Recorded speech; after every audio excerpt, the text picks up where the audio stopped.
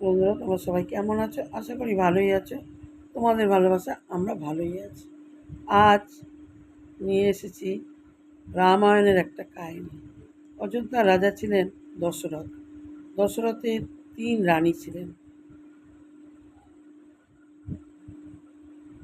রাজা দশরথের দ্বিতীয় রানী কইকেয়ীকে সবাই খারাপ বলতেন, কারণ তিনি দশরথের কাছে বর চেয়েছিলেন রামচন্দ্রকে বনবাসে পাঠানো, আর একটা বর চেয়েছিলেন নিজের সন্তান ভরতকে রাজা করা। কিন্তু সত্যিই কি তিনি খারাপ ছিলেন? আর তিনি কেনই বা বর চেয়েছিলেন, সেই কাহিনী আজকে পড়ব। রাজা দশরথের পূর্বে নাম দশরথ ছিল না, তার নাম ছিল নেমি। তার দ্বিতীয় রানীর নাম ছিল কইকেয়ী। এই কইকেয়ী ছিলেন কেকই রাজ্যের রাজা অশ্বমিতের কন্যা। রাজা অশ্বমিত পশু পাখিদের কথা বুঝতে পারতেন, তিনি বরপ্রাপ্ত ছিলেন। আবার প্রতিজ্ঞাবদ্ধও ছিলেন যে এই পশু পাখিদের কথা তিনি নিজেই বুঝবেন, কিন্তু কাউকে বলতে পারবেন না।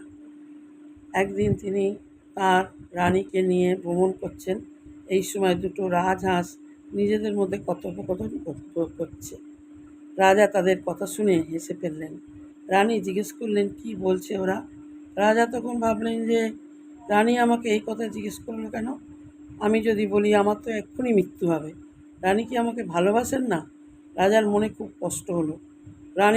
রাজা তখন মনের দুঃখে রানীকে নির্বাসনে পাঠিয়ে দিলেন। সেই সময় তাদের এক ছোট্ট কন্যা ছিল, কইকেয়ী। কইকেয়ী তখন তার ধাত্রী মা মন্থরার কাছে মানুষ হলো। সেই মন্থরাই তার মায়ের মতো ছিল, তার ভালো মন্দ সব বুঝত। এবারে আস্তে আস্তে কইকেয়ী বড় হলো। তিনি তার বাবার সঙ্গে যুদ্ধে যেত, যুদ্ধেও পারদর্শী ছিল। তারপরে বড় হলো, স্বয়ম্বর সভা হয়, রাজা দশরথের সঙ্গে তার বিয়ে হয়। বিয়ের পর অযোধ্যায় চলে আসেন এবং সুখে শান্তিতে থাকেন।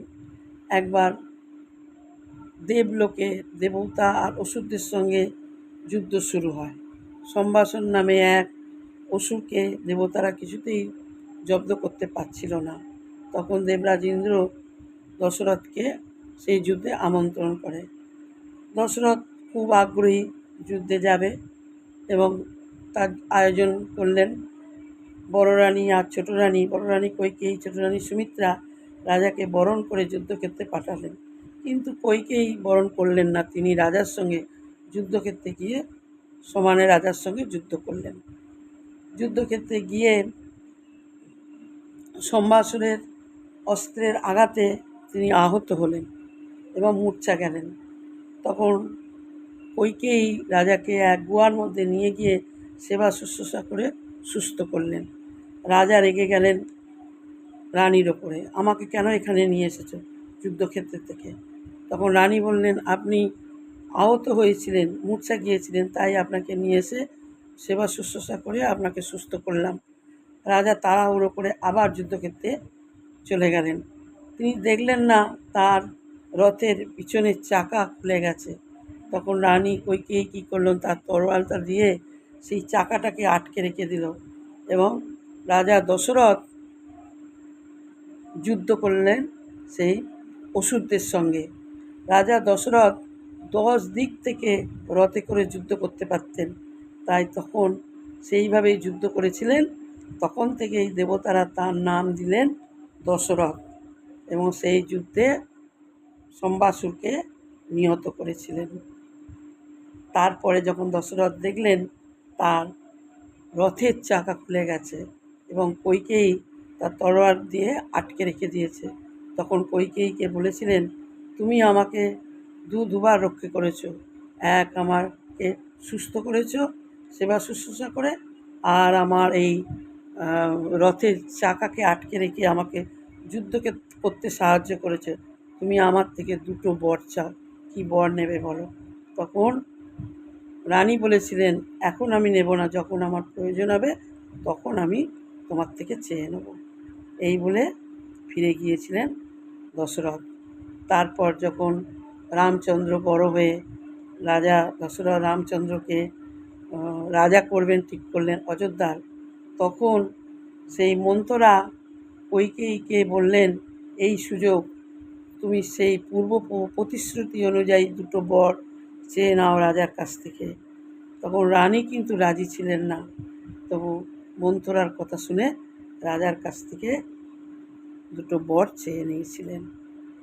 এতে কিন্তু রানীর কোনো দোষ ছিল না। রানী কিন্তু রাজা রামচন্দ্রকে নিজের ছেলের মতো ভালোবাসতেন। যেহেতু মন্ত্ররা মায়ের মতো ছিল, তাকে মানুষ করেছিল, তার মায়ের কথা তিনি ফেলতে পারেননি, রাজার কাছ থেকে এই দুটো বর চেয়েছিলেন। বন্ধুরা, কেমন লাগলো তোমরা কিন্তু কমেন্টের মাধ্যমে জানিও। আমার আরও ভালো লাগবে নতুন নতুন কাহিনী বলতে, তোমরা কিন্তু জানাবে। তোমরা হয়তো অনেকেই জানো, আবার কেউ জানো না। ছোট করে বললাম, বলতে গেলে কিন্তু আরও বড় হয়ে যাবে। তোমরা কিন্তু আমাকে জানাবে। আবার পরের ভিডিওতে এরকমই একটা রামায়ণ বা মহাভারত বা পৌরাণিক যে কোনো একটা কাহিনী তোমাদের কাছে নিয়ে আসবো। তোমরা যদি আমাকে কমেন্ট করো, আমার আরও উৎসাহ বাড়বে।